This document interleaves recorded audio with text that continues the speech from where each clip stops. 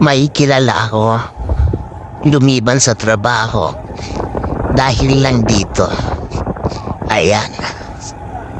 At sino ba naman guys ang hindi matutuwa pag dito pa pupunta? O diba guys, di na baling mag-leave ka paminsan-minsan sa iyong work. Kasi hindi rin naman safe pag lagi namang trabaho, diba guys? So kailangan mo rin paminsan-minsan ay mag-leave sa iyong trabaho at schedule yung pagpunta sa mga ganitong lugar. O diba? Ito ay matatagpuan sa Poway guys.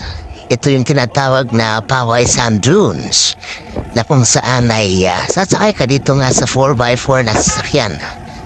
At itry natin itong mga terrain ng sand dunes dito guys. Ayan naman yung kagandahan naman dito.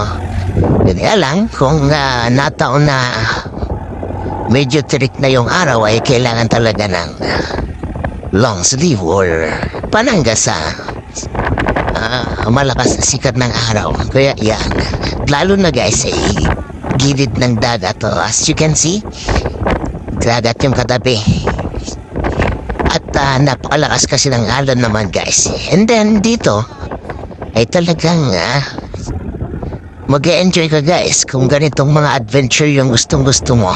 At pwede rin naman yung all-terrain vehicles ang yung sasakyan. Available din dito guys.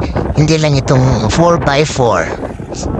Kundi yung meron din yung all-terrain vehicles. Meron din actually yung pellet gun dito guys. At yung totoong target shooting ay meron din dyan guys. Hindi ko lang na-try pa.